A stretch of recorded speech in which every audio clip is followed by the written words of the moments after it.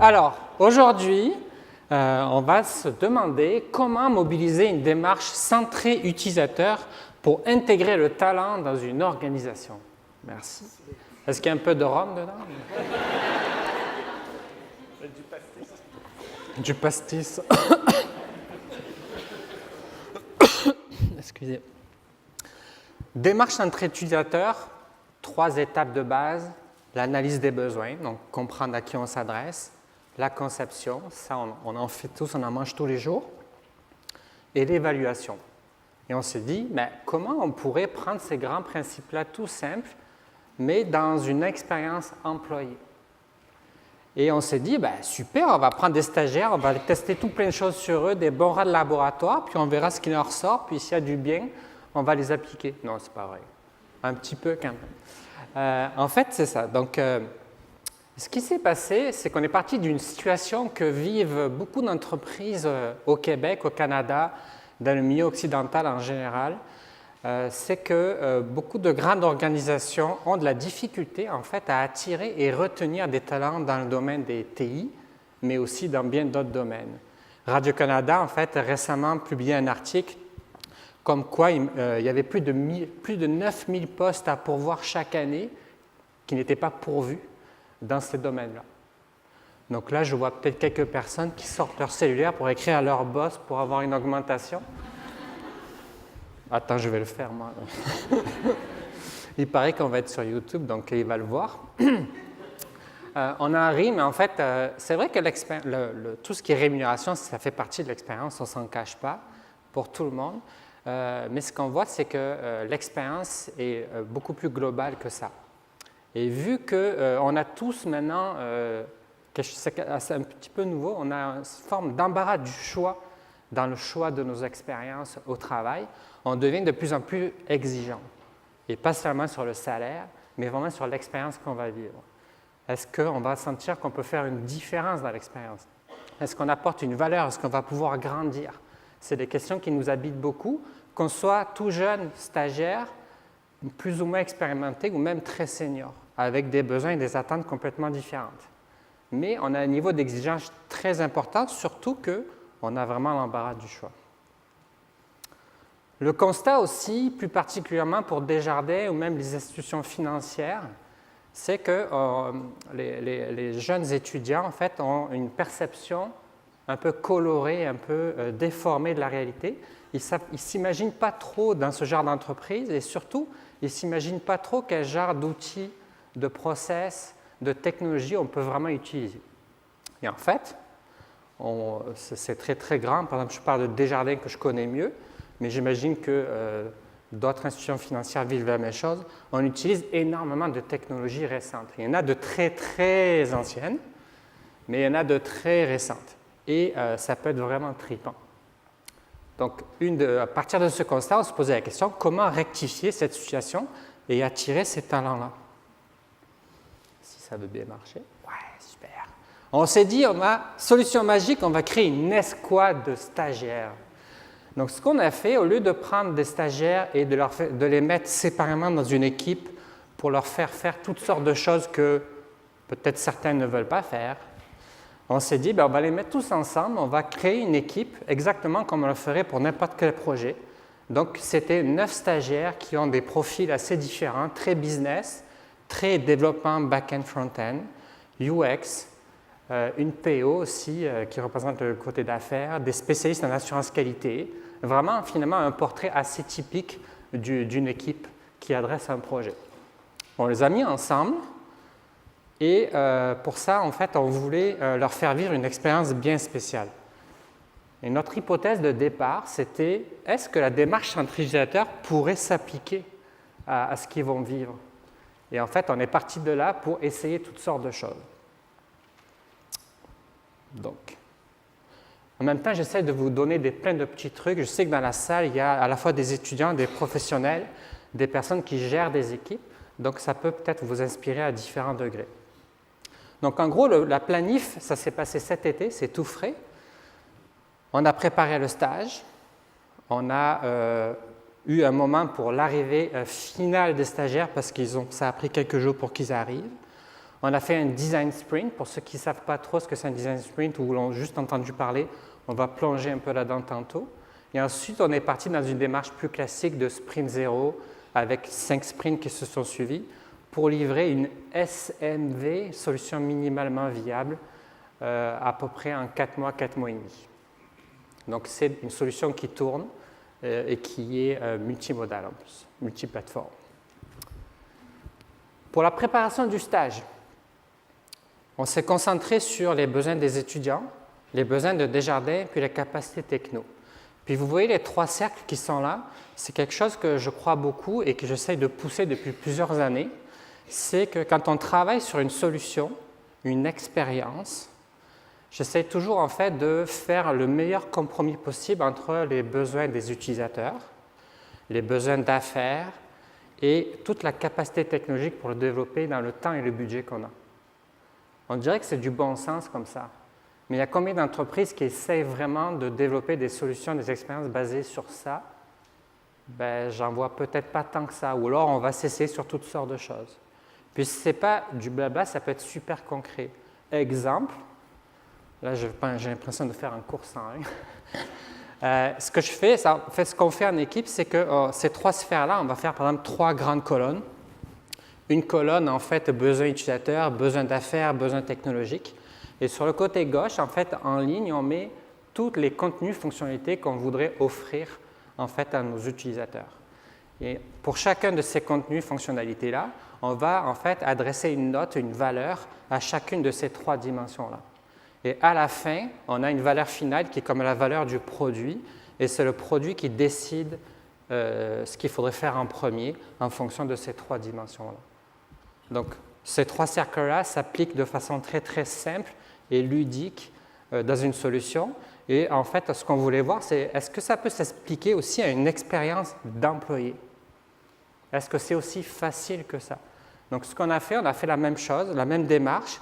On a fait des travaux pour anticiper les besoins de nos 9 stagiaires qui allaient venir cet été.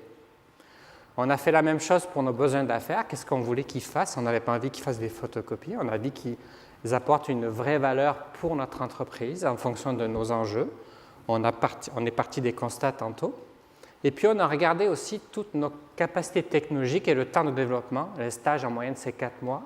Qu'est-ce qu'on peut faire dans ce temps-là? Qu'est-ce qu'on serait capable de faire? Donc, ça nous a permis de travailler sur les objectifs du stage. Ça, c'est plus business.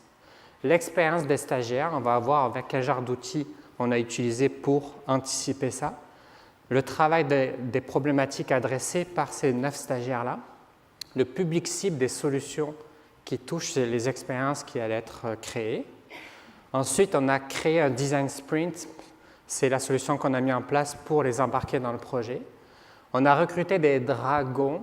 Donc, en cours de design sprint, c'est des personnes assez haut placées, surtout décisionnaires, qui vont pouvoir en fait écouter les stagiaires au fil de l'eau et les guider sur la bonne orientation à prendre. On avait aussi des experts métiers en ressources humaines parce que la solution allait toucher cet univers-là qui était tout de suite recruté pour nous aider. Et bien sûr, on a mis beaucoup d'efforts sur le onboarding, l'accueil des stagiaires, comment ça allait se passer avant même qu'ils arrivent. Là, je vois le compteur qui défile à toute vitesse et ça me fait... Alors, je vais accélérer très, très vite. Pour anticiper les besoins des stagiaires, on a utilisé un super outil designé par Karine Lallemand, des UX Cards, donc pour déterminer les besoins psychologiques que nos stagiaires auraient besoin de vivre dans l'expérience. On est parti de 3 besoins à 5 besoins très précis. Et pour chacun de ces besoins, on a déterminé des activités et des solutions sur lesquelles ils aimeraient pouvoir travailler. Donc ici, il y a toute la démarche ici qui se retrouvera dans le canal YouTube bientôt. L'expérience, en fait, avant même qu'ils arrivent, je ne sais pas si on entend. Desjardins Digital. Je peux monter un peu. Ils ont reçu un courriel avec une petite vidéo de l'équipe. Salut la gang, venez vous de vous voir.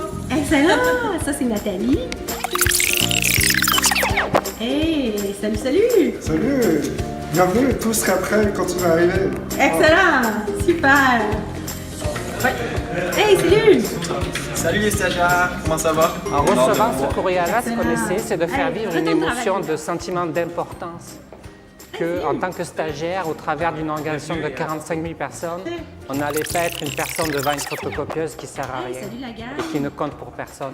On voulait vraiment montrer l'impact qu'ils avaient pour nous et on voulait leur faire vivre ça. Oui, c'est notre escouade. On a hâte de vous voir. Oui, on va avoir beaucoup de travail. On sera pas loin. Excellent. À bientôt. Salut. On vous attend.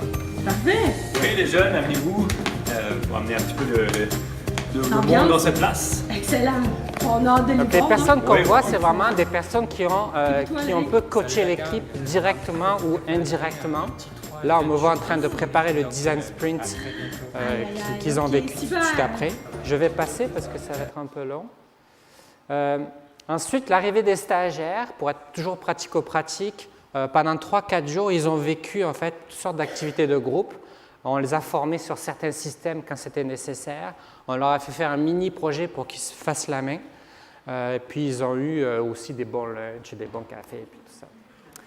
Le design sprint, voici les grandes étapes. Donc, pour ceux qui ne connaissent pas, c'est une approche qui a été créée par Google il y a plusieurs années, reprise par plusieurs autres personnes. Nous, en fait, on l'a adapté et aussi basé sur des outils qui viennent du Desjardins Lab, notamment de Dr. Joyce. Pour info, si ça vous intéresse, tout le data toutes les méthodes, les outils derrière ces 5 journées-là se retrouvent sur un site qu'il a mis en ligne, c'est trousseinnovation.com. Trousseinnovation.com, Dr. Joyce du Desjardins Lab qui a fait ça récemment, super pratique. Donc en gros, ici, on voit toute la démarche et la première journée, on s'est concentré tous ensemble sur l'analyse de la problématique. Et ce qui est vraiment, ce qui a beaucoup de valeur, c'est qu'on le voit ici, les 9 stagiaires, notamment en bas à droite, on était tous ensemble dans une pièce pendant une semaine, tous enfermés, prisonniers, cadenassés à clé. Et autant, tous les profils stagiaires ont travaillé sur l'ensemble du sujet. Donc, il y avait des devs front-end, back-end qui travaillaient sur des problématiques d'affaires, chose qu'ils n'ont jamais fait de leur vie. Il y a des PO qui ont travaillé sur des solutions très technologiques qu'ils n'ont jamais fait de leur vie. Donc ça a beaucoup de valeur. Et ce qui en est sorti de là, entre autres, c'est non seulement que chaque personne de l'équipe avait une excellente connaissance de la problématique, à qui s'adresser, qu'est-ce qu'ils voulaient changer dans la vie des utilisateurs concernés par les solutions. Et ça a aussi créé une cohésion d'équipe hallucinante. Donc, en moins d'une semaine, ces personnes qui ne se connaissent pas se sont soudées instantanément.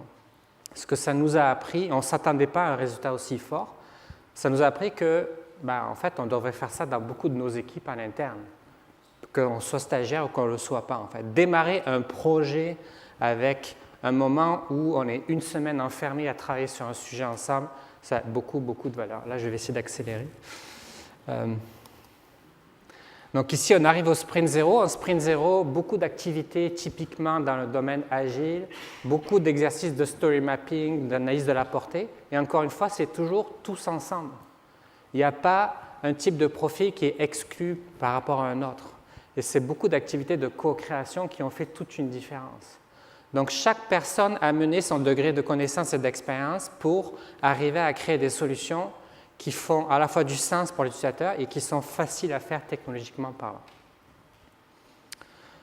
Pendant tous les sprints, en fait, les escouades ont bossé fort, toujours ensemble. On a testé énormément, à la fois en interne, en mode guérilla, mais aussi avec Deloitte. Par exemple, il y a Romain qui n'est pas très loin. On a fait des tests très neuro, directement inspirés de ce qui se passe au Tech 3 Lab.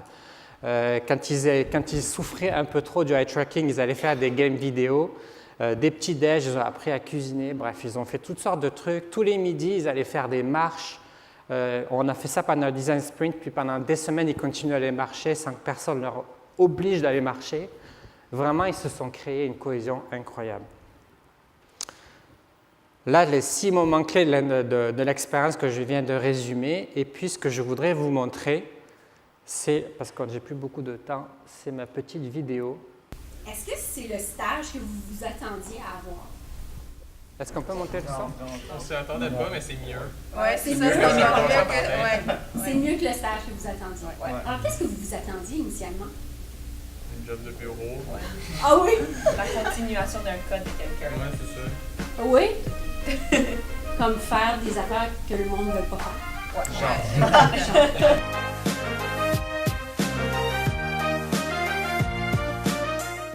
On est dans l'espace qu'on a préparé pour vous. On a vraiment hâte que vous veniez l'occuper. Puis on est prêts. Fait que j'espère que vous l'êtes autant. On a bien des défis pour vous. Oui. Salut!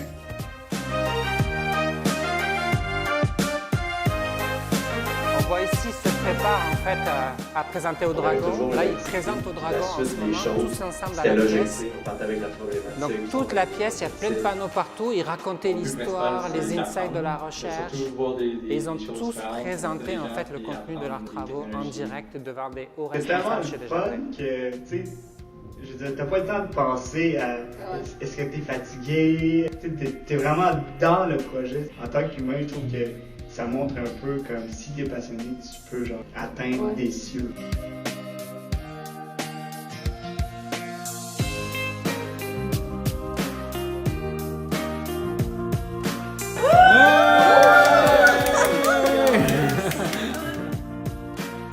Mon site, c'est DevOps, agilité, mais c'est aussi toute l'atmosphère, puis l'innovation mise de l'avant ici. Je trouve que c'est vraiment important pour avoir des gens motivés, qui veulent toujours continuer d'essayer des nouvelles choses. Et le fait qu'on ait autant de liberté, toutes les idées qu'on a sorties, il n'y en a aucune qui a été rejetée. On a vraiment pu proposer qu'est-ce qu'on pensait que seraient des bonnes solutions. Il faut beaucoup bouger les lignes, je pense, chez les employés. Ils sont comme juste prêts à apprendre puis à adopter des nouvelles méthodologies. Ils sont comme, là, ils rentrent dedans puis ils les appliquent puis comme ils trippent là-dedans. On n'a pas à défaire, c'était mieux à désapprendre des choses. Le VR, pour moi, c'était comme impensable qu'on soit capable de faire ça. C'était vraiment ma grande surprise. J'espérais que sur la tablette, on était capable, mais vraiment le VR, ça a fait comme un autre OK, wow.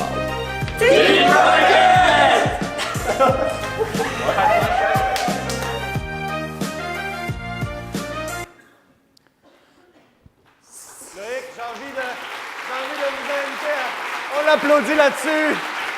Ah, c'est une façon de terminer extraordinaire. Merci. Wow! L'application de l'expérience usagée, mais dans un contexte organisationnel pour créer une expérience humaine pour des gens. On ne parle pas de technologie, on ne parle pas d'interface humain-machine, on parle d'expérience humaine. Exact. Alors, est-ce qu'on a peut-être une petite question pour Loïc? Moi, je vous dirais, une grande conclusion, là, si on veut créer l'expérience utilisateur extraordinaire qui va en mettre plein la vue, ça serait quoi dans un contexte de vraie vie, ça serait quoi le un conseil que vous donneriez à nos experts ici? Essayer de faire une différence dans les personnes qui vont vivre l'expérience. Alors, sur ces mots de sagesse, Loïc Nunez, mesdames et messieurs, du Mouvement des Jardins.